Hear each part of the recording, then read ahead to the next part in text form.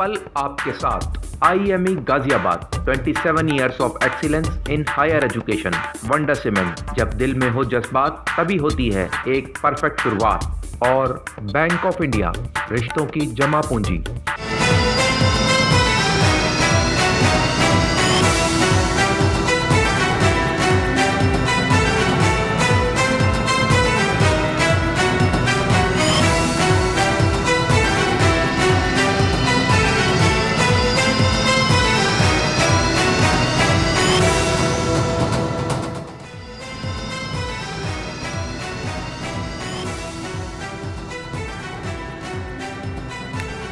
नमस्कार। दिन भर की तमाम खास खबरों को समेटकर हम हाजिर हैं न्यूज नाइट में।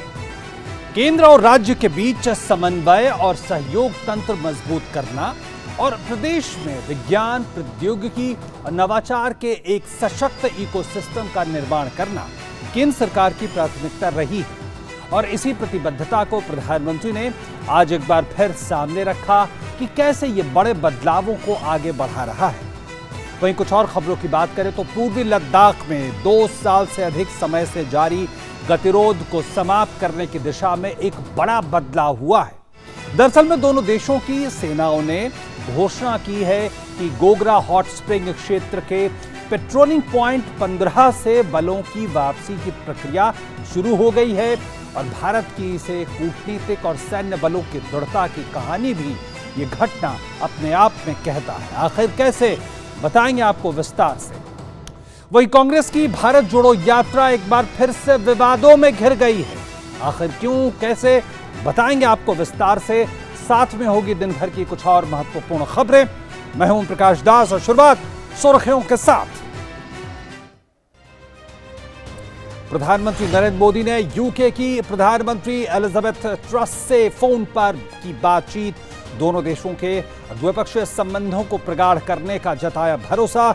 महारानी एलिजाबेथ द्वितीय के निधन पर जताया शोक।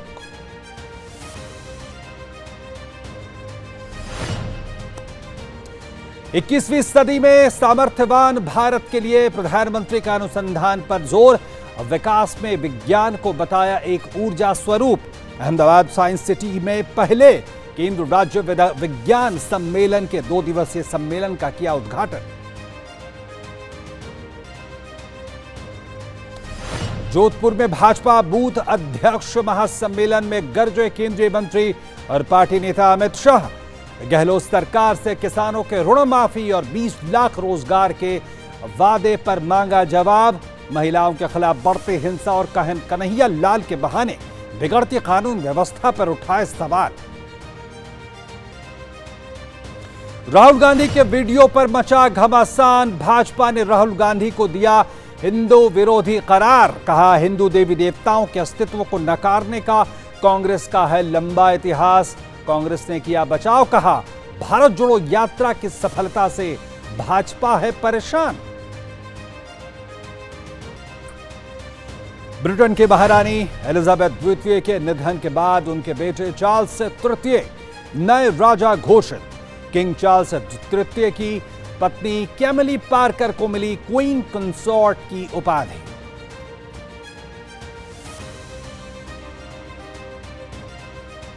और रविवार को एशिया कप फाइनल में श्रीलंका पाकिस्तान में होगी खिताबी मुकाबला।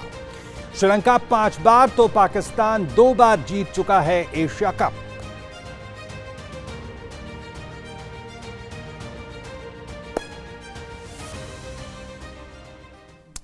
और सबसे पहले इस वक्त की ताजा खबर आपको बताएं। प्रधानमंत्री नरेंद्र मोदी ने आज ब्रिटेन के प्रधानमंत्री लिज ट्रस के साथ फोन पर बातचीत की। प्रधानमंत्री मोदी ने यूके का प्रधानमंत्री पद संभालने पर पीएम ट्रस को बधाई दी। पीएम मोदी ने व्यापार और विदेश मंत्री के रूप में अपनी पिछली भूमिकाओं में रहते हुए उनके भारत यूके द्विपक्षीय संबंधों में योगदान की भी सराहना की। दोनों नेताओं ने भारत और ब्रिटेन के बीच व्यापक रणनीतिक साझेदारी को और मजबूत करने की प्रतिबद्धता जताई। दोनों नेताओं ने रोड मैप 2030 के क्रियान्वयन में प्रगति, FTA वार्ता, रक्षा और सुरक्षा सहयोग और दोनों देशों के बीच लोगों के बीच संबंधों सहित द्विपक्षीय हितों के विभिन्न मुद्दों पर चर्चा की। भारत के लोगों की ओर से प्रधानमंत्री मोदी ने महारानी एलिजाबेथ द्वितीय के दुखद निधन पर शाही परिवार और ब्रिटेन के लोगों के प्रति गहरी संवेदना व्यक्त की।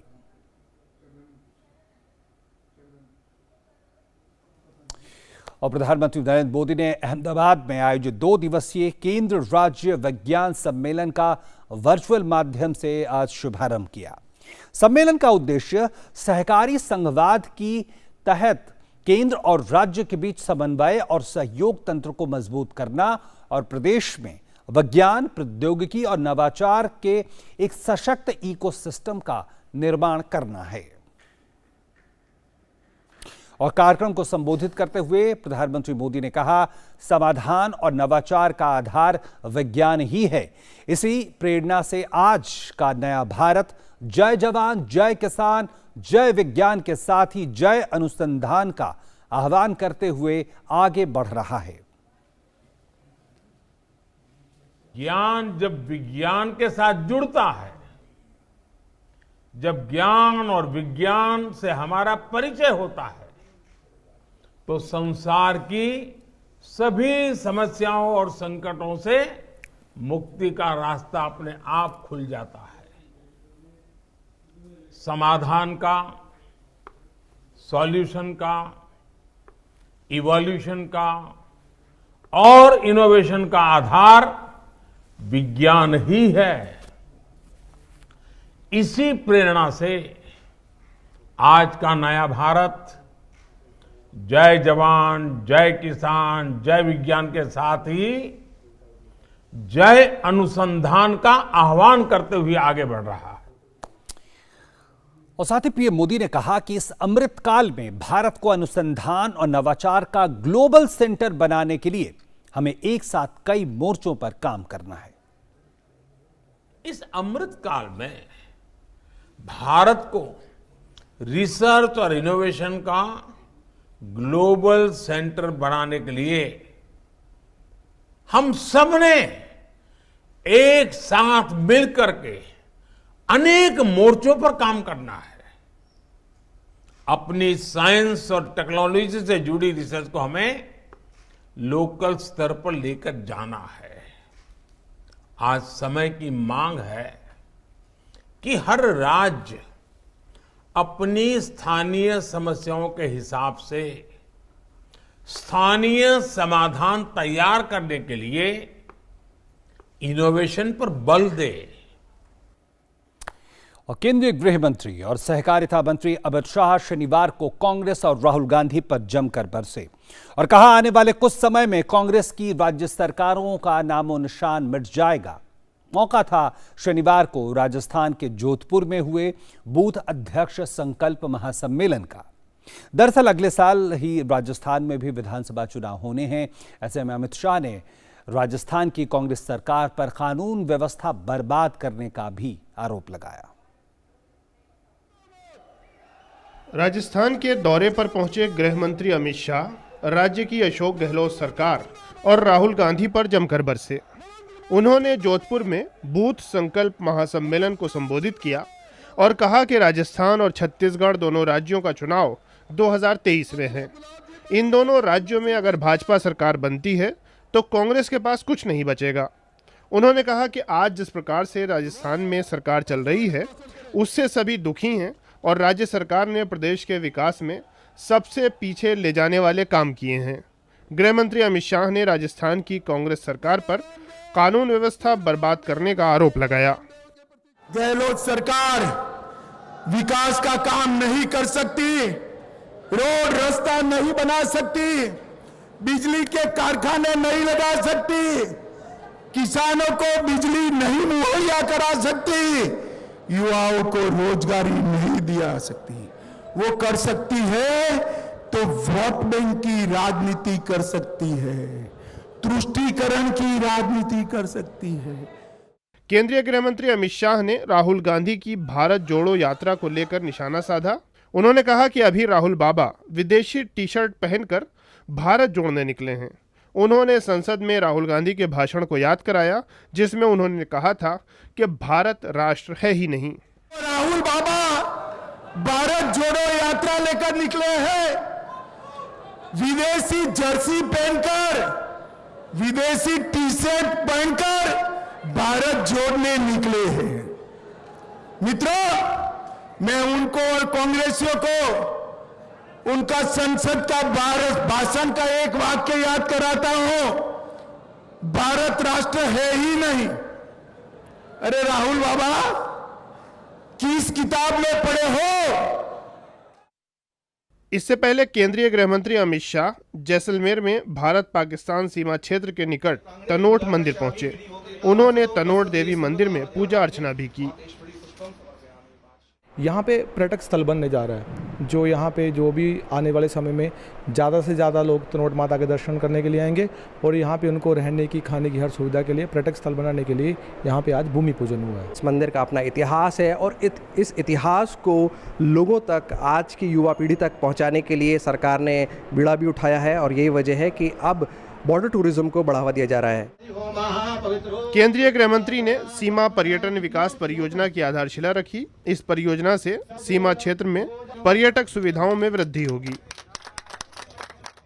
गृह मंत्री ने तनोट में विजय स्तंभ पर शहीद सैनिकों को श्रद्धांजलि भी अर्पित की। गौरतलब है कि 1971 के भारत पाकिस्तान युद्ध में भारतीय सैनिकों ने तनोट के निकट स्थित लोगेवाला सीमा चौकी पर महत्वपूर्ण भूमिका निभाई थी। ब्यूरो इनपुट के साथ विशाल बैरिस्टो की रिपोर्ट, डीडी न्यूज। और कांग्रेस की भारत जोड़ो यात्रा उस दौरान विवादों में घिरती नजर आई जब कांग्रेस के पूर्व अध्यक्ष राहुल गांधी ने शुक्रवार को कन्याकुमारी जिले में एक विवादास्पद कैथोलिक पुजारी जॉर्ज पोन्नैया से मुलाकात की। दरअसल पोन्नैया पर संप्रदाय विशेष के खिलाफ भड़काऊ बयानबाजी के आरोप लग चुके हैं। पोन्नैया और राहुल गांधी के मुलाकात का एक वीडियो सोशल मीडिया पर तेजी से वायरल हो रहा है, जिस पर भाजपा ने कांग्रेस के पूर्व अध्यक्ष राहुल गांधी पर हमला बोला है। भाजपा प्रवक्ता संबित पात्रा राहुल गांधी पर देवी देवताओं का अपमान करने का आरोप उन्होंने लगाया। वहीं कांग्रेस ने भी पूरे मामले पर सफाई दी है। अगर ये दुखद विषय है कि आज जिस प्रकार ठीक नवरात्र से पहले मां शक्ति, मां भवानी का अपमान करते हुए राहुल गांधी की पार्टी और भारत जोड़ो यात्रा में जिस वीडियो के विषय में मैंने बताया है वह विषय सामने आ रहा है, ये हमारे हृदय को व्यथित करता है। मगर ये कोई पहली बार हो रहा है ऐसा भी नहीं है। पहले भी ऐसे कई मौके आए हैं जिन मौक़ों पर कांग्रेस पार्टी, सोनिया जी और राहुल जी ने हिंदू धर्म के खिलाफ एक तरह से अशोभनीय बातों को बोला है, चाहे वो भगवान राम के विषय में सबूत मांगने की बात हो, भगवान राम को नकारने का विषय हो, या आज मां शक्ति का विषय हो। It's a completely bogus video. What was said in the conversation has nothing to do with the text of the tweet. We have issued the full text of what was said. और यहां पे रुक रहे छोटे से break लिए, break के बाद तुरंत हाजिर होते हैं। Just look at it, sir. 0 to 100 in 5 seconds flat. Really? आपकी है? तुम्हें भी अपने बुढ़ापे में कॉम्प्रोमाइज नहीं करना है, तो अभी से नेशनल पेंशन सिस्टम में इन्वेस्ट करो। नेशनल पेंशन सिस्टम, ये 60 की उम्र तक पैसे बचाता और बढ़ाता है और फिर उन्हीं पैसों को हर महीने सैलरी की तरह आप तक पहुंचाया जाता है। 1800110708 और website www.pfrda.org.in। National pension system में इन्वेस्ट करने से टैक्स भी बचता है sir. National pension system. An enchanting landscape, a myriad of adventures, an insight into spirituality, a glimpse of history. Experience the diversity. Ladakh Tourism. Discover yourself.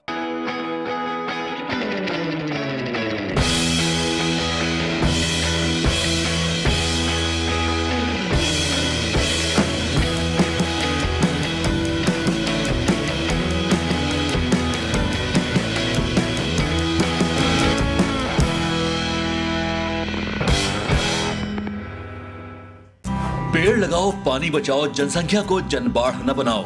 IME Sahibabad, Ghaziabad, NCR।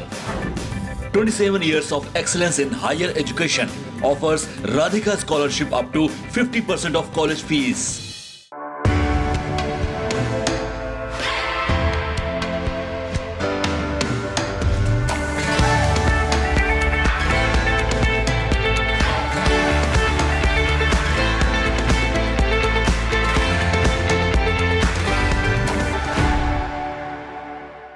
इन शहरी बस्तियों में अब राष्ट्रीय शहरी स्वास्थ्य मिशन हरियाणा के तहत शहरी प्राथमिक स्वास्थ्य केंद्रों के माध्यम से गर्भवती की जांच व सुरक्षित प्रसव की मुफ्त सुविधा उपलब्ध करवाई जाती है, ताकि आपकी ममता और खुशियां कायम रहें। तो याद रखिए, गर्भवती का नाम तुरंत दर्ज करवाएं, उसकी पूरी देखभाल करें और डिलीवरी अस्पताल में ही करवाएं। बधाई हो। राष्ट्रीय शहरी स्वास्थ्य मिशन हरियाणा, स्वस्थ बने जीवन, हर बस्ती हर आंगन। Power Grid, a Maharatna PSU of Government of India, largest transmission utility of country, embarked on one such remarkable journey to establish one nation, one grid, one frequency, culminating into one electricity market. Power Grid, transmitting power, transforming lives. जिन आंखों के सपने सुरक्षित हो, वो चेहरे मुस्कुराते ही हैं, क्योंकि इनको है एक अच्छे भविष्य का भरोसा। और इन जैसे 4 करोड़ लोगों को अच्छे भविष्य का भरोसा दिया है भारत सरकार द्वारा शुरू की गई अटल पेंशन योजना ने। आप भी इनकी तरह अटल पेंशन योजना में पंजीकरण कराएं और 3 लाभ के साथ 60 वर्ष की आयु के बाद आजीवन गारंटीकृत न्यूनतम पेंशन पाने के हकदार बने। अटल पेंशन योजना के तहत पंजीकरण के लिए अपनी बैंक शाखा या डाकघर से संपर्क करें। और ब्रेक के बाद एक बार फिर से आपका स्वागत न्यूज नाइट में। भाजपा नेता स्मृति ईरानी ने आज कर्नाटक में आयोजित भाजपा की जनस्पंदन रैली में भाग लिया। कांग्रेस पर जनता के हितों को अनदेखा करने का आरोप लगाते हुए उन्होंने कहा कि आज कांग्रेस ने अपने नेता राहुल गांधी के नेतृत्व में नया रूप धारण किया है। आज कांग्रेस देश को तोड़ने का काम कर रही है। आज कांग्रेस का ये सच देश के सामने है। दरअसल कर्नाटक में भाजपा के 3 साल पूरे होने के उपलक्ष्य में कार्यक्रम का आयोजन किया गया था, जो सरकार वहां बनी थी। कांग्रेस पार्टी ने गांधी खानदान के राजकुमार उसके नेतृत्व में एक नया रूप धारण किया है। राष्ट्र के सम्मुख ये ढोंग किया कि भारत को जोड़ने की वो एक किवायत कर रहे हैं, एक प्रयास कर रहे हैं, लेकिन राष्ट्र को तोड़ने के उनके इरादे अब हिंदुस्तान के सामने जाहिर हो रहे हैं। आज पहले इस मंच से भारतीय जनता पार्टी के एक कार्यकर्ता को कांग्रेस पार्टी से पूछना चाहिए कि जब कांग्रेस पार्टी केंद्र में सरकार में थी तो इस प्रदेश कर्नाटका के साथ कांग्रेस पार्टी ने भेदभाव क्यों किया। और पूर्वी लद्दाख में 2 साल से अधिक समय से जारी गतिरोध को समाप्त करने की दिशा में एक बड़ा बदलाव हुआ है। दरअसल में दोनों देशों की सेनाओं ने घोषणा की है कि गोगरा हॉट स्प्रिंग क्षेत्र के पेट्रोलिंग पॉइंट 15 से दोनों बलों की वापसी की प्रक्रिया शुरू हो गई है और जो सोमवार को पूरी होगी। इतना ही नहीं, दोनों पक्ष इस बात पर भी रजामंद हुए हैं कि क्षेत्र में शांति बनाए रखने के लिए सभी अस्थायी ढांचों और अन्य बुनियादी ढांचों को तोड़ा जाएगा और दोनों पक्ष पारस्परिक तौर पर इसकी पुष्टि भी करेंगे। गोगरा हॉट स्प्रिंग क्षेत्र से भारत चीन की सेनाएं हट रही हैं पीछे। 12 सितंबर तक पीछे हटने की प्रक्रिया होगी पूरी। पेट्रोलिंग पॉइंट 15 से सेनाओं का पीछे हटना हुआ शुरू। अस्थायी ढांचे और अन्य निर्माण भी हटेंगे। पीछे हटने के बाद होगा सत्यापन। साल 2020 से लद्दाख में सीमा पर बना हुआ है तनाव। पूर्वी लद्दाख क्षेत्र में वास्तविक नियंत्रण रेखा पर भारत चीन के बीच तनाव कम करने की खबर काफी राहत भरी है। दोनों देशों के बीच 16 दौर की कमांडर स्तर की वार्ता के बाद सहमति बनी है। क्षेत्र में शांति और स्थिरता स्थापित करने में ये पहल काफी मददगार साबित होगी। 16वें दौर की वार्ता में दोनों पक्ष शांति और स्थिरता LAC पर स्थापित करने के लिए सहमत हुए हैं। ये दो पक्षीय संबंधों को मजबूत करेगा। बीते 2 साल से पेट्रोलिंग पॉइंट 15 पर दोनों ही देशों के बीच गतिरोध बना हुआ था। भारत LAC को लेकर भारत चीन के बीच हुए समझौते के तहत किसी भी एक तरफा बदलाव के खिलाफ रहा है और हमेशा यथास्थिति को बरकरार रखने पर जोर देता रहा है। दोनों देशों के बीच तनाव की शुरुआत साल 2020 में हुई थी, जब चीन की सेनाओं ने पेंग्योंग, गोगरा, गलवान के ऐसे क्षेत्र में पेट्रोलिंग और जमावड़ा शुरू कर दिया था। उसी वक्त गलवान में 15 जून को भारत चीन के सैनिकों के बीच हिंसक झड़प हुई और भारत के 20 जवान शहीद हो गए थे। भारतीय जवानों ने भी चीन की सेना को भारी नुकसान पहुंचाया था। गोगरा हॉट स्प्रिंग क्षेत्र में दोनों देश की सेनाओं के पीछे हटने से LAC के बाकी सभी मुद्दों के समाधान होने की उम्मीद बढ़ी है। बातचीत के जरिए तनाव कम करने की पहल उज्बेकिस्तान में होने वाली शंघाई सहयोग संगठन की वार्षिक शिखर सम्मेलन से पहले होना भी एक सकारात्मक संकेत है। सम्मेलन में प्रधानमंत्री नरेंद्र मोदी और चीन के राष्ट्रपति शी जिनपिंग के शिरकत करने की संभावना है। भारत ने एशिया में शांति स्थिरता को लेकर हमेशा सकारात्मक रुख अपनाया है। विदेश मंत्री डॉक्टर S जयशंकर ने नई दिल्ली में एशिया सोसाइटी पॉलिसी संस्थान के शुभारंभ के मौके पर कहा था कि बॉर्डर की स्थिति पर ही दोनों देशों के संबंध निर्भर करेंगे। Much of the future of Asia depends on how relations between India and China develop in the foreseeable future. For ties to return to a positive trajectory and remain sustainable, they must be based on the three mutuals: mutual sensitivity, mutual respect, and mutual interest. Their current status is, of course, well known to all of you. I can only reiterate that the state of the border will determine the state of the relationship. LAC पर दोनों देशों के बीच साल 2020 से पहले बीते 3 दशकों से कोई हिंसक घटना सामने नहीं आई थी। उसके बाद दोनों देशों ने कूटनीतिक, राजनयिक और कमांडर स्तर पर बातचीत के जरिए तनाव को कम करने की कोशिश की। कुछ सफलता भी मिली, लेकिन भारत की मंशा लद्दाख क्षेत्र में अप्रैल 2020 से पहले वाली यथास्थिति को बहाल करने पर है। Bureau report, DD news.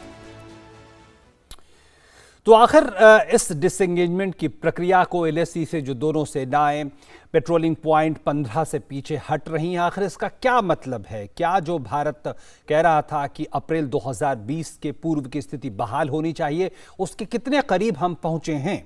इस पे हम जानकारों के साथ चर्चा करेंगे एक छोटे से ब्रेक के बाद। An enchanting landscape, a myriad of adventures, an insight into spirituality, a glimpse of history. Experience the diversity. Ladakh Tourism. Discover yourself. अब देश बड़े संकल्प लेकर के ही चलेगा और वो बड़ा संकल्प है विकसित भारत। प्रधानमंत्री जी का ये विजन अमृत काल में है। हर देशवासी का संकल्प जिसको गति दे रहा है आपके द्वारा दिए गए एडवांस टैक्स का एक रुपया। तो आइए विकास के इस लक्ष्य की ओर कदम बढ़ाएं और समय पर अपना एडवांस टैक्स जमा कर प्रगति की गति बढ़ाएं। याद रखिए, वित्तीय वर्ष 2022-23 के लिए एडवांस टैक्स की दूसरी किस्त का 15 सितंबर 2022 तक अवश्य भुगतान करें। कॉर्पोरेट्स, अन्य संस्थाएं, सैलरीड एम्प्लॉइज या फिर वे व्यक्ति जिनकी TDS, TCS कटने के बाद भी कर देयता 10,000 रुपए या उससे अधिक है, उनके लिए एडवांस टैक्स देना आवश्यक है। प्रत्येक आयकर दाता एक राष्ट्र निर्माता। पेड़ लगाओ, पानी बचाओ, जनसंख्या को जनबाढ़ न बनाओ। IME Sahibabad, Ghaziabad, NCR। 27 years of excellence in higher education offers Radhika scholarship up to 50% of college fees. हमारा देश भारत आजादी का अमृत महोत्सव मना रहा है। आइए हम भी इस महोत्सव में भाग लें। सड़क पर रहते हुए बच्चों को आपने कई बार देखा होगा। कोई बच्चा दिव्यांग होता है, कोई बाल मजदूर, कोई परिवार से बिछड़ा। जब भी आप ऐसे किसी बच्चे को सड़क पर देखें, तो ये आपका देश के प्रति कर्तव्य है कि आप NCPCR के सिटीजन पोर्टल पर सूचना दें। देश के नवनिर्माण में अपना योगदान देने के लिए सड़क पर रह रहे बच्चों को काउंसलिंग की सेवा, मेडिकल सेवा या किसी भी प्रकार की मदद पहुंचाने के लिए NGO, CSO, higher education, technical institute, colleges एवं यूनिवर्सिटीज, फाउंडेशन, सोसाइटी, ट्रस्ट सब एनसीपीसीआर के बाल स्वराज पोर्टल पर खुद को संगठन या संस्था के रूप में रजिस्टर करें। ये बच्चे ही देश का भविष्य हैं और देश के भविष्य की रक्षा करना आपका और हमारा कर्तव्य है।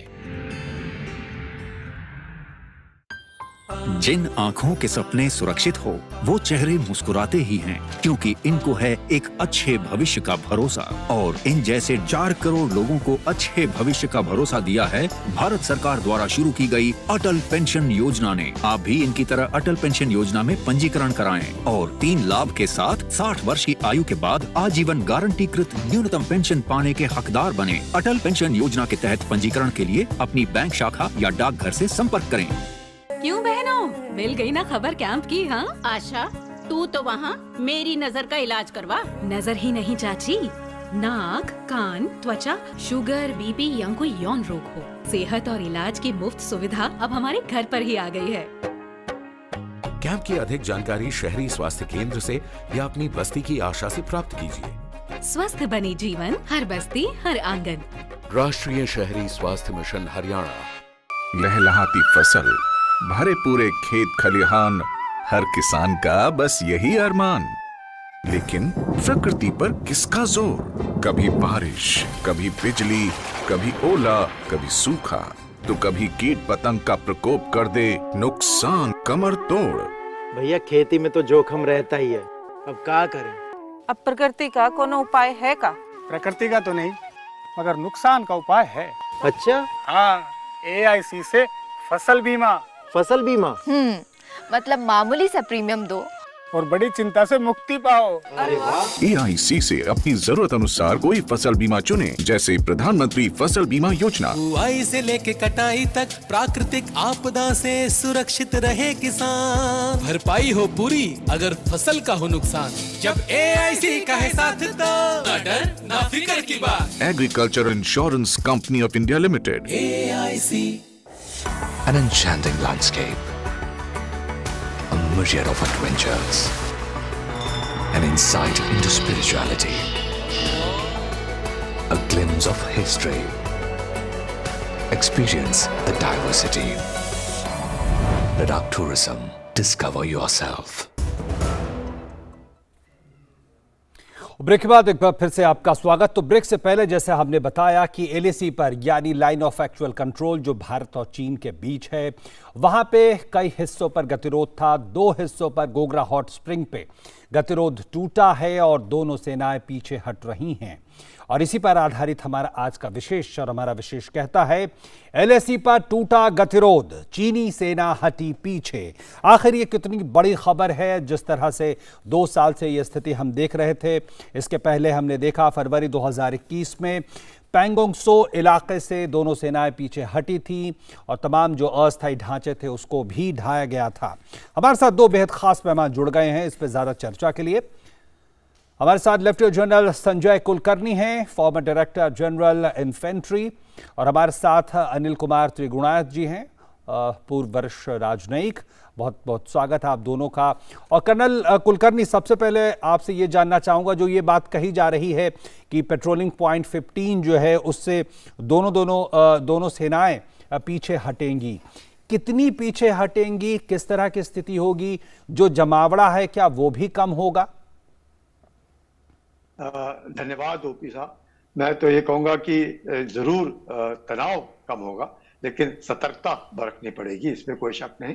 क्योंकि अगर हम देखें कि अप्रैल मई 2020 के बाद जो हुआ है, तकरीबन 4 फ्रिक्शन पॉइंट्स, जैसे आपने कहा पेंगांग त्सो हुआ, गलवान हुआ, गोगरा हुआ, हॉट स्प्रिंग हुआ, ये चारों फ्रिक्शन पॉइंट्स हैं। तकरीबन 65 हमारे पेट्रोलिंग पॉइंट्स हैं और पेट्रोलिंग पॉइंट 1 जो है वो काराकोरम पास है। और ये जो अभी हुआ है, जिसको हम लोग कहते थे लो हैंगिंग फ्रूट कहते थे, उसी में बहुत वक्त लग गया है। अब वो है हॉट स्प्रिंग पेट्रोल पॉइंट 15, जिसका जाना कोंका ला यानी कि पास, कोंका पास, ये पास जाने के लिए था। अभी ऐसे लगता है कि जिस तरीके से बाकी पेट्रोल पॉइंट 17 अल्फा में हुआ है, पेट्रोल पॉइंट 14 में हुआ है, पेंगांगसो में हुआ है, उससे मैं एक सिर्फ अंदाजा लगा सकता हूं कि कोई भी नहीं जाएगा, यानी एक तरीके से बफर हो जाएगा। हम लोग हॉट स्प्रिंग पे होंगे और वो अपने इलाके में होंगे, यानी कि जो पास है जहां पे हम लोग पहले पेट्रोलिंग करते थे, अब शायद पेट्रोलिंग हम नहीं करेंगे, लेकिन वो भी नहीं आएंगे और हम भी नहीं जाएंगे। जैसे अपने आप देखते हैं कि फिंगर पॉइंट 4, 5, 6, 7, 8 में पेंगांगसो में हुआ और गोगरा में हुआ। अगर आपको याद होगा, ये जो एक पॉइंट है वो 1959 में 21 अक्टूबर को हॉट स्प्रिंग ही ऐसा इलाका था जहां पे हमारे 10 पुलिसकर्मी शहीद हुए थे, 7 घायल हुए और 3 वहां से भाग निकले। तो आज भी अगर पुलिस स्मृति दिवस मनाते हैं तो ये हॉट स्प्रिंग का ही इलाका है जो 1959 का बिल्कुल के साथ उसका संपर्क है, और आज भी हम उसी के बारे में बात कर रहे हैं 2022 में। उम्मीद करते हैं कि जो 4 फिक्शन पॉइंट जिसके कारण से इतना कुछ तनाव दोनों देशों के बीच में हुआ है, हो सकता है क्योंकि खासकर क्योंकि शंघाई मीटिंग है जो 15-16 सितंबर को होगी, जिसमें अपने प्रधानमंत्री जा रहे हैं, तो शायद हो सकता है कि संबंध यानी जो तनाव है वो नहीं दिखना चाहिए और ऐसे लगना चाहिए कि सब कोई मतलब नॉर्मल है। लेकिन मैं जैसे आपको कह रहा था ओपी जी कि सतर्कता बरतनी पड़ेगी, इसमें कोई शक नहीं, क्योंकि अभी भी देपसांग और देमचौक का जो इलाका है उसमें अभी भी तनाव है। लेकिन ये जो 2 इलाके हैं देमचौक और देपसांग का, यहाँ पहले भी होता है, और ये 4 फ्रिक्शन पॉइंट जो तकरीबन अप्रैल मई 2020 में जो आए थे, उस वहां के इलाके में जरूर मैं कहूंगा तनाव कम हुआ है। चाहे चीन ने 1993 और 1996 की peace and tranquillity general Kulkarni, एक बात मैं समझना चाह रहा हूं कि ये भी कहा गया है बयान में दोनों सेनाओं की तरफ से जो आया है कि जो अस्थायी ढांचे हैं उसको भी तोड़ा जाएगा, उसको भी हटाया जाएगा, जो इंफ्रास्ट्रक्चर वहां पे बनाया गया है। इसका क्या मतलब है? बिल्कुल, बहुत अच्छा सवाल किया आपने। आपने देखा होगा कि जब पेंगांगसो में भी डिसएंगेजमेंट जो हुआ, उस वक्त में भी जो अस्थायी ढांचे थे उन सबको तोड़ा गया और वो सारे के सारे तोड़ करके चीन पीछे चला गया और हम अपने इलाके में उसी के पीछे जो फिंगर 2 है वहां पर हैं। वैसे ही जो भी अस्थायी ढांचे हैं, जैसे गलवान में हुआ, गोगरा में हुआ और यहाँ पे अभी पेट्रोल पॉइंट 15 में है, वो जब हट जाएंगे उसका मकसद यही होगा, एक तरीके से बफर हो जाएगा और बफर में हम लोग अपने इलाके जहाँ पे हमारा लोकेशन है हॉट स्प्रिंग वाला, हम वहां पे होंगे और वो अपने लोकेशन में कोंका पास के जो है उसके अपनी तरफ होंगे। तो जो पास क्या अभी जो था eye ball to eye ball confrontation बोलते थे, वो जो eye ball to eye ball confrontation है वो नहीं रहेगा, उससे तनाव कम होगा। बिल्कुल। त्रिगुणायत जी, हम जानते हैं कि इस तरह के मामले कई स्तरों पे इसको डील किया जाता है, बातचीत होती रहती है। एक तो सैन्य स्तर पे हम जानते हैं कि दोनों सेनाएं लगातार बातचीत कर रही हैं, कूटनीति के भी अपने मायने हैं। अगर हम इसको मानते हैं कि एक सफलता है, तनाव कम हुआ है, तो इसके पीछे कूटनीति की कितनी बड़ी भूमिका आप मानते हैं? देखिए, कूटनीति युद्ध से पहले और युद्ध के बाद और युद्ध के दौरान हमेशा चलती रहती है। तो कूटनीति के बिना तो कोई डिसीजन पे हम आ नहीं सकते। और जैसा आपने देखा कि जो आजकल मिलिट्री डिप्लोमेसी इसको बोलते हैं कि देखिए 16 राउंड डायलॉग के हुए, उसके अलावा जो हमारी बायलैटरल मैकेनिज्म्स हैं उनकी मीटिंग होती रही। हमारे जो विदेश मंत्री हैं डॉक्टर जयशंकर, वो अपने काउंटर पार्ट के साथ मिलते रहे। आपको पता है कि मार्च में चीन के विदेश मंत्री वांग यी भी भारत में आए थे अनअनाउंस्ड विजिट में। तो कोशिशें जारी हैं। भारत हमेशा शांति चाहता है, लेकिन भारत ने ये कहा है कि अपनी सॉवरेनिटी को कभी कॉम्प्रोमाइज नहीं कर सकते। और ये बात इस गलवान युद्ध जो घटना हुई है उसमें भारत ने पूरी तरह दिखा दी। तो चीन को ये बात तो एक समझ में आ गई कि अब ये इस तरह की जो इंफ्रैक्शंस और जो उनकी बचकाना हरकतें हैं उसके आगे उनको कुछ मिलने वाला नहीं है और भारत इन चीजों से डरने वाला नहीं है। तो जहां तक हमारे बायलैटरल रिलेशंस है पॉलिटिकली, उसमें स्ट्रेन जरूर रहा है, बातचीत चलती रही है। हमने देखा मॉस्को में भी हुई, और यहाँ पे भी हुई, जगह जगह बातें हुई हैं, ब्रिक्स में भी पार्टिसिपेट किया। अब SCO जो है, शंघाई कोऑपरेशन ऑर्गेनाइजेशन, जिसपे चीन इस वक्त है, अगले साल हम इसके चेयरमैन होंगे। तो इन चीजों में बड़ा इंपॉर्टेंट होता है कि तो आप मानते हैं त्रिगुणायत जी की जो अभी उज्बेकिस्तान में शंघाई सहयोग संगठन की बैठक होने वाली है, शिखर बैठक 15 से 16 सितंबर के बीच में, उसकी एक भूमिका है? देखिए, हो सकती है, क्योंकि जो 12 सितंबर की डेट तय की गई है दोनों तरफ से कि इसको फेज, कोऑर्डिनेट और वेरीफाइड मैनर में जो है दोनों अपनी अपनी जगह वापस चले जाएंगे और 2 जगह रह जाएंगी बाद में डिस्कशन के लिए। तो उससे ये लगता है कि चीन को कम से कम, ये बात जुलाई में डिस्कस हुआ था, आपको पता होगा, पिछले राउंड में, लेकिन उसके बाद अब जो जाकर के डिसएंगेजमेंट शुरू हुआ है दोबारा से, तो उससे ये लगता है कि चीन भी चाहता है कि बातचीत ठीक तरह हो। दूसरी चीज, चीन के मीडिया में आपने अक्सर देखा होगा, रिपोर्ट्स आ रही हैं कि भारत की जो एक इंडिपेंडेंट या स्ट्रेटेजिक ऑटोनॉमी की जो नीति है, उसको चीन काफी बढ़ चढ़ के बता रहा है कि बड़ी अच्छी बात है। तो उससे उनको ये लग रहा है कि भारत एक तरह से डायरेक्टली उनसे अगर डील करेगा, चाहे वो युद्ध के रूप में हो, चाहे डिप्लोमेसी के रूप में हो, लेकिन भारत के खिलाफ कोई एक नाकाबंदी नहीं कर रहा है। तो इसलिए वो चाहते भी नहीं कि ऐसा हो। इसलिए मैं समझता हूँ कि जो मीटिंग होगी ताशकंद में, जो मीटिंग है SCO की, उसमें हो सकता है, और 2 बड़ी ताकतें हैं, 2 बड़े देश हैं एशिया के, और एक दूसरे के साथ में रहना है, तो नेचुरली बातचीत तो होगी, और बायलैटरल डिस्कशन में ये सब बात हो कि आगे क्या हो। जी बिल्कुल। कर्नल कुलकर्णी, भारत ने एक लक्ष्य बेंचमार्क बनाया हुआ है जहां तक डिसएंगेजमेंट की बात है LAC पर। वो बेंचमार्क ये है कि अप्रैल 2020 के पहले की स्थिति बहाल होनी है। अगर भारत का ये एक लक्ष्य है, एक बेंचमार्क है, तो कहां तक अब हम पहुंचे हैं उसके बाद? ओपी जी, मैं कहूंगा कि अप्रैल 2020 का जो था, हम लोग बार बार कहते थे स्टेटस क्वो एंटे जो हम बात करते थे, उस मकसद को अगर देखा जाए, जो ये 4 फ्रिक्शन पॉइंट्स हैं, खासकर पेंगांग त्सो, गोगरा, गलवान और हॉट स्प्रिंग, इन चारों के ऊपर तो जो समझौता अभी हुआ है और जिस प्रकार से डिसएंगेजमेंट हुआ है, मुझे लगता है काफी हद तक स्थिति जो है बहाल होगी, एक्सेप्ट कि हम लोग पहले पेट्रोलिंग करते थे, हम लोग इन पेट्रोलिंग पॉइंट पे जाते थे, अब नहीं, वो भी नहीं आएंगे और हम भी नहीं जाएंगे। तो उस हिसाब से बफर जोन एक बन गया है, जिससे उम्मीद करते हैं कि शांति बहाल होगी। लेकिन वो बाकी जो 2 फ्रिक्शन पॉइंट्स जो पहले से भी रहा है, देप्सांग में अप्रैल 2020 से पहले ही देप्सांग में पेट्रोल पॉइंट 10, 11, 12 अल्फा जो ये स्थिति जो थी थोड़ी तनावपूर्ण थी। ये नहीं कि वहां पे हम लोग जा नहीं सकते, हम जा सकते हैं, पहाड़ी इलाका है, हमें मालूम है हमें किस प्रकार से कार्रवाई करनी है। लेकिन वैसे ही वो चार्दिंग नाला है जहाँ पे जो डेमचौक का इलाका है, वहां पर भी हम लोग डोमिनेट करते हैं, ऐसी कोई बात नहीं।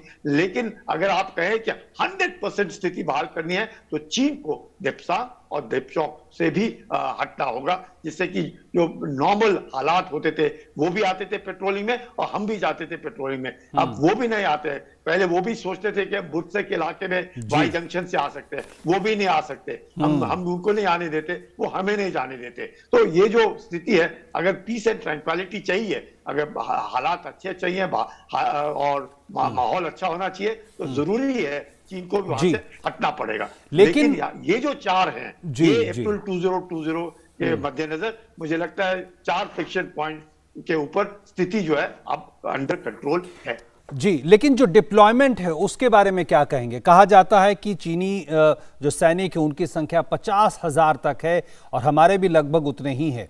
तो अगर ये संख्या लगातार बनी रहती है तो आपको लगता है कि उसे किस तरह से देखा जाए? क्योंकि अगर लोग वहां पे सैनिक इतनी भारी मात्रा में डिप्लॉयड रहेंगे तो एक आशंका हमेशा बनी रहती। कोई शक नहीं, तनाव तो बना रहेगा, इसमें कोई भी शक नहीं, क्योंकि जिस प्रकार से चीन ने इंफ्रास्ट्रक्चर डेवलप किया है, जिस प्रकार से सड़कें बनाई हैं, जिस प्रकार से रेलवे है, जिस प्रकार से हेलीपैड्स है, एयरपोर्ट रनवेज बनाए हैं, जिस प्रकार से उन्होंने बड़े बड़े अपने हथियार वहां पे डिप्लॉय किए हैं, उसके मद्देनजर और जितनी संख्या, जैसे आपने बिल्कुल ठीक कहा, 50,000 के आसपास की संख्या है, जिस प्रकार से उनके ड्रोन काम कर रहे हैं और जिस प्रकार से वो कभी भी आ जा सकते हैं, तो तनाव तो बना रहेगा जब तक कि वो वहां से डिसएंगेज नहीं होंगे। जहां तक हमारा सवाल है, हम लोग भी हमेशा हमें सतर्क रहना होगा, क्योंकि चीन एक ऐसा देश है, इसके ऊपर विश्वास करना बहुत कठिन है। क्या करेगा ये सोच नहीं सकते, कब करेगा कुछ पता नहीं चलता है। अभी भी अपने 2020 में जो हुआ, ये एक्सरसाइज के बहाने आए वहां पे और उन्होंने तुरंत अपने जो इतने सारे ट्रुप्स थे उन्होंने गलवान घाटी में डाले और वहां पे जो हादसा हुआ वो सभी को मालूम है। चाहे 40 चीनी मारे गए हों, लेकिन हमारे 20 शहीद हुए, हमें दुख उस बात का है। इतने एग्रीमेंट्स थे, 93 का एग्रीमेंट, 96 का एग्रीमेंट, 2004 के एग्रीमेंट, सब कुछ एग्रीमेंट्स होने के बावजूद भी अगर चीन इस तरह की हरकतें कर सकता है तो सतर्कता बरतना बहुत जरूरी है, क्योंकि दोनों तरफ से चाहे ये कहेंगे कि 4 फ्रिक्शन पॉइंट्स में से शायद स्थिति जो है कंट्रोल में है, लेकिन इतना ज्यादा डिप्लॉयमेंट और इस ऑल्टीट्यूड के ऊपर डिप्लॉयमेंट और खासकर चीन का इस तरह का डिप्लॉयमेंट जरूर एक संदेश देता है कि हमें सतर्क रहना होगा और हम लोग चीन के ऊपर विश्वास नहीं। बिल्कुल बिल्कुल। अगर कूटनीतिक या जियो पॉलिटिक्स के नजरिए से देखें त्रिगुणायत जी, तो आपको लगता है कि क्या चीन के रवैये में कुछ बदलाव आया है? क्योंकि हम जानते हैं कि अप्रैल 2020 के बाद बहुत कुछ बदला है। एक तरह से पूरे विश्व में आइसोलेट होता हुआ नजर आया चीन। कई देशों के नजरिए से ताइवान के मामले में वो फंसा हुआ नजर आ रहा है। देखिए, 2 चीजें हैं। एक तो जैसा जनरल साहब ने कहा कि चीन ऐसा मुल्क है जिसके ऊपर आप भरोसा नहीं करते, और कुछ भी कहें एक बड़ी ताकत है, ये एक मानने वाली बात है। दूसरी चीज ये है कि चीन हमेशा डिसेप्शन में विश्वास रखता है, तो इसलिए आप नहीं कर सकते। लेकिन जैसा जियोपॉलिटिकल सिचुएशन की आपने बात कही, वो वाकई में बहुत बदल गई। तो सबसे बड़ी बात यह है कि जो अभी का इम्पैक्ट आप रशिया यूक्रेन वॉर में जैसा हुआ है, या चीन और अमेरिका के जिस तरह के संबंध बिगड़ते चले आ रहे हैं, जो ताइवान स्ट्रेट्स में भी हुआ है, उससे चीन को ये तो खतरा है कि भाई इंडो पैसिफिक में जो डेवलपमेंट्स हो रहे हैं उससे वो चिंतित है, इसमें कोई दो राय। दूसरी चीज ये है कि पेंडेमिक की वजह से और कंटिन्यूड, जैसे आपने देखा शंघाई में या चेंगडू में, जहां पे भी उनको पूरा लॉकडाउन कंप्लीटली करना पड़ा, उनकी इकोनॉमिक कंडीशन इस वक्त ठीक नहीं है, पानी के हालात ठीक नहीं है। तो जहां तक मैं समझता हूं कि चीन को मल्टीपल चैलेंजेस हैं, तो इसलिए देख लिया उसने पिछले 2 साल में कि भारत में अब वो बात नहीं है कि भारत किसी तरह से दब जाएगा या हट जाएगा। तो उन्होंने ये शायद रास्ता निकाला कि किस तरह से बातचीत करते रहें और भारत को इंगेज रखें, और यही हो भी रहा है। और मैं समझता हूं कि हमें तैयार रहना है हमेशा, क्योंकि ना हम किसी पे डिपेंड करते हैं, खुद पे डिपेंड करना होगा। और चीन हमारे लिए हमेशा एक बड़ा चैलेंज रहेगा और उसकी तैयारी में हमें कोई कोताही नहीं बरतनी। ठीक है, तो बेहद महत्वपूर्ण ये जो घटनाक्रम, ये जो गतिविधि हुई है, और उस लिहाज से कि जो पूर्ण डिसएंगेजमेंट की बात है उस तरफ हम बढ़ते हुए लगातार दिख रहे हैं। लेकिन जैसा कि जनरल कुलकर्णी ने कहा, अब सतर्क, बेहद सतर्क रहना होगा। बहुत बहुत धन्यवाद जनरल कुलकर्णी हमारे साथ जुड़ने के लिए। अनिल त्रिगुणायत जी, आपका भी बहुत बहुत धन्यवाद। रुकने का और छोटे से ब्रेक के लिए बने रहे हमारे साथ। An enchanting landscape, a myriad of adventures, an insight into spirituality, a glimpse of history. Experience the diversity. Ladakh Tourism. Discover yourself. पेड़ लगाओ, पानी बचाओ, जनसंख्या को जनबाढ़ न बनाओ। IME Sahibabad, Ghaziabad, NCR. 27 years of excellence in higher education offers Radhika scholarship up to 50% of college fees. बहू कहाँ गई थी? अम्मा आज UHND था ना, भाभी वहाँ गई थी। वो क्या हुए है? इस दिन ANM बहन जी स्वास्थ्य संबंधी बातचीत करवाती हैं। वो बातचीत करें किस बात पे? अब जैसे संतुलित भोजन और साफ सफाई है, अस्पताल में सुरक्षित डिलीवरी है, बच्चों के टीके, एनीमिया से बचाव, और तो और बुजुर्गों की सेहत की देखभाल की बातें हैं। महीने में एक बार होता है ये अर्बन हेल्थ न्यूट्रिशन डे। राष्ट्रीय शहरी स्वास्थ्य मिशन हरियाणा, स्वस्थ बने जीवन, हर बस्ती हर आंगन।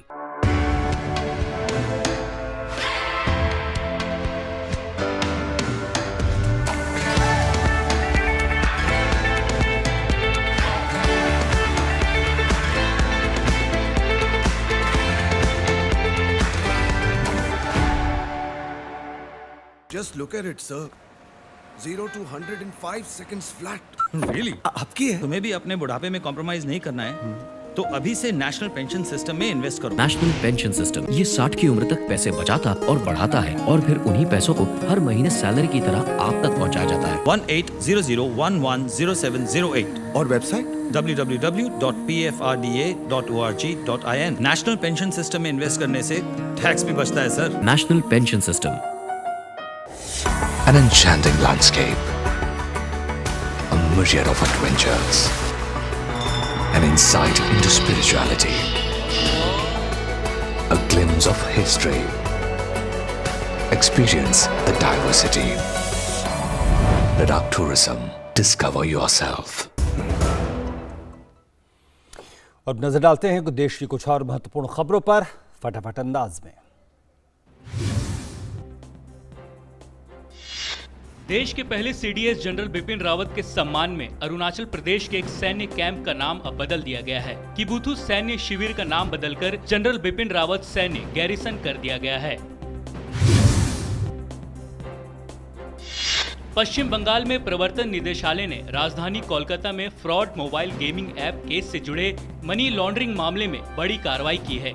ईडी ने गेमिंग कंपनी के प्रमोटरों के 6 ठिकानों पर की गई छापेमारी में 7 करोड़ रुपए नगद बरामद किए। बिहार के पूर्व कानून मंत्री रहे कार्तिकेय सिंह कोर्ट से वारंट जारी होने के बाद फरार है।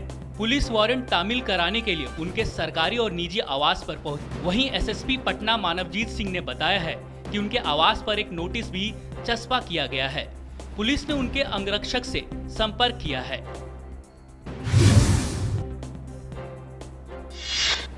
वित्त मंत्री निर्मला सीतारमण ने भारतीय सूचना प्रौद्योगिकी अभिकल्पना एवं विनिर्माण संस्थान कांचीपुरम में 10वें दीक्षांत समारोह में हिस्सा लिया। वित्त मंत्री ने संस्थान के नए ऑडिटोरियम की आधारशिला भी रखी। राजधानी दिल्ली में शनिवार को भारत रत्न गोविंद बल्लभ पंत की 135वीं जयंती मनाई गई, जिसमें कई गणमान्य लोगों के साथ ही राष्ट्रीय सुरक्षा सलाहकार अजीत डोभाल ने पुष्प अर्पित किए। मुंबई में गणपति विसर्जन के बाद बीएमसी ने जुहू बीच पर क्लीनथॉन का आयोजन किया, जिसमें बड़ी संख्या में लोगों ने हिस्सा लिया। हरियाणा के नून में अवैध खनन रोकने गई पुलिस टीम को एक बार फिर अवैध खनन माफिया के हमले का शिकार होना पड़ा है। यह मामला बडेड़ गांव का है। यहां पर अवैध खनन की सूचना मिलने पर पुलिस की एक टीम जांच करने पहुंची थी, लेकिन खनन की जगह पर पहुंचने पर करीब 40 से 50 लोगों की भीड़ ने पुलिस टीम पर हमला बोल दिया। इस हमले में एक पुलिसकर्मी घायल हो गया। ब्रिटेन में नए युग का आगाज हो गया है। क्वीन एलिजाबेथ द्वितीय के निधन के 2 दिन बाद उनके बेटे चार्ल्स तृतीय को ब्रिटेन का नया सम्राट घोषित किया गया। सेंट जेम्स पैलेस में एक ऐतिहासिक समारोह में शनिवार को किंग चार्ल्स तृतीय को आधिकारिक तौर पर ब्रिटेन का सम्राट घोषित कर दिया गया। मां एलिजाबेथ द्वितीय के निधन से पूर्व वो ब्रिटेन के प्रिंस थे। शनिवार को उनकी ताजपोशी की औपचारिक घोषणा की गई। इसके साथ ही उनकी पत्नी कैमिला क्वीन कंसर्ट चुनी गई। महारानी एलिजाबेथ के निधन के बाद आधिकारिक रूप से ब्रिटेन को अपना नया सम्राट मिल गया है। सेंट जेम्स पैलेस में परिग्रहण परिषद की बैठक में प्रिवी काउंसिल ने किंग चार्ल्स तृतीय को आधिकारिक रूप से नया सम्राट चुना। इस मौके पर एक ऐतिहासिक समारोह का आयोजन किया गया, जिसमें किंग चार्ल्स तृतीय की ताजपोशी की गई। इसमें नए सम्राट की ताजपोशी से जुड़ी सभी औपचारिकताएं पूरी की गई। Queen Camilla, Prince of Wales William, पूर्व पीएम बोरिस जॉनसन और वर्तमान प्रधानमंत्री लिज ट्रस ने कार्यक्रम की शोभा बढ़ाई। इस दौरान एक ऐसा पल भी आया जब किंग चार्ल्स तृतीय अपनी मां एलिजाबेथ को याद करते हुए भावुक हो गए। मैं आज आपसे बहुत दुख भरी भावनाओं के साथ बात कर रहा हूँ। पूरी जिंदगी महारानी मेरी माँ मेरे और मेरे पूरे परिवार के लिए प्रेरणा स्रोत और मिसाल रही। हम उनके प्यार, लगाव, मार्गदर्शन, समझ और मिसाल बनने के लिए उनके दिल से कर्जदार है, जैसा कि कोई भी परिवार अपनी माँ के लिए होता है। किंग चार्ल्स ने समारोह के दौरान आजीवन सेवा करने की प्रतिबद्धता जताई। उन्होंने पद पर रहते हुए संविधान और लोगों की रक्षा करने की बात भी कही। गौरतलब है कि ब्रिटेन की महारानी रही एलिजाबेथ द्वितीय के निधन के बाद किंग चार्ल्स की ताजपोशी हुई है। उनकी पत्नी कैथरीन को अब डचेस ऑफ कॉर्नवॉल के रूप में जाना जाएगा। प्रिंस चार्ल्स अब सम्राट के साथ साथ कॉमनवेल्थ के अध्यक्ष भी होंगे। कार्यक्रम के दौरान ब्रिटेन का राष्ट्रगान गाया गया और ब्रिटेन के परंपरा के मुताबिक तोपों की सलामी दी गई।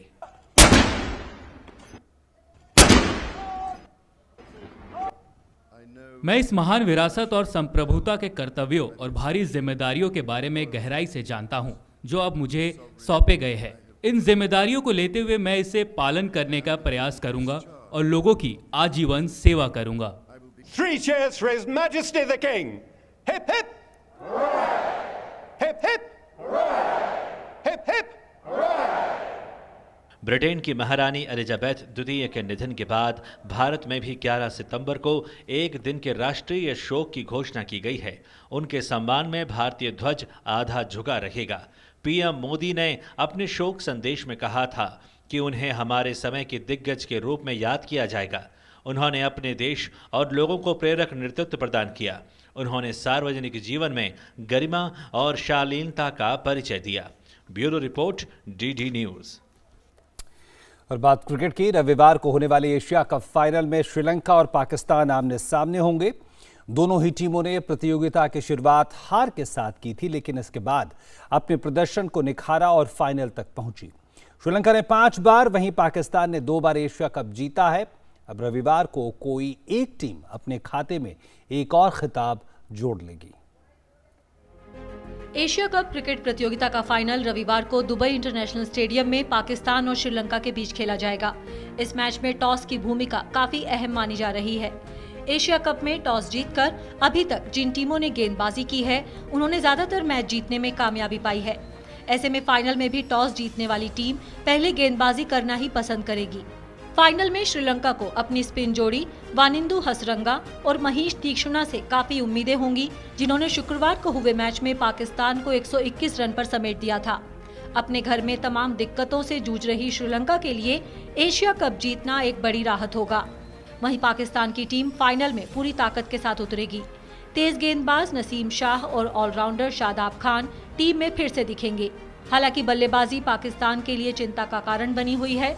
कप्तान बाबर आजम टूर्नामेंट में फ्लॉप साबित हुए हैं। सिर्फ मोहम्मद रिजवान ही टीम के लिए लगातार रन बना रहे हैं।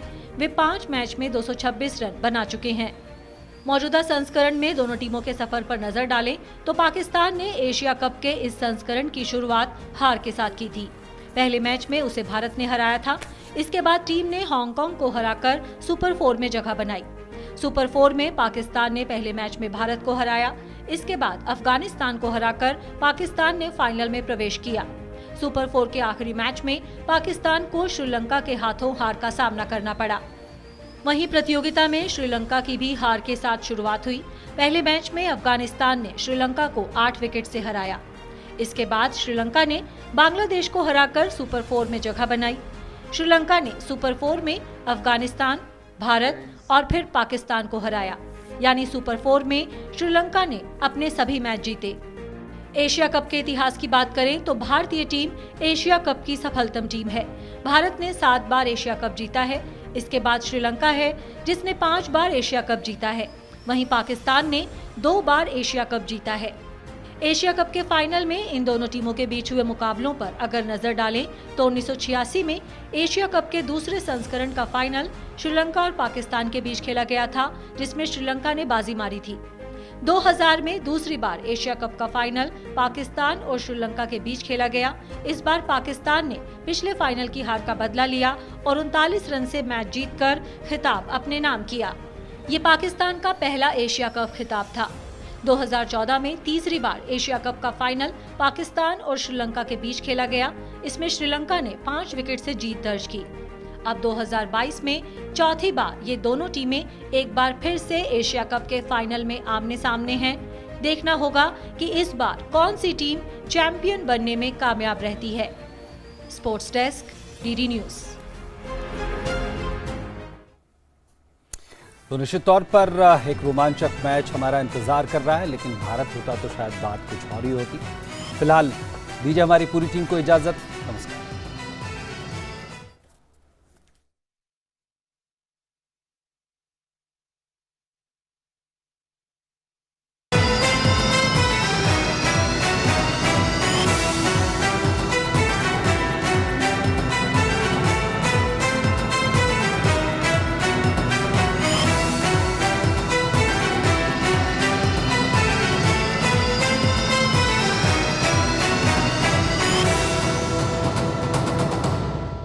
न्यूज नाइट के प्रायोजक थे LIC, हर पल आपके साथ। IME Ghaziabad, 27 years of excellence in higher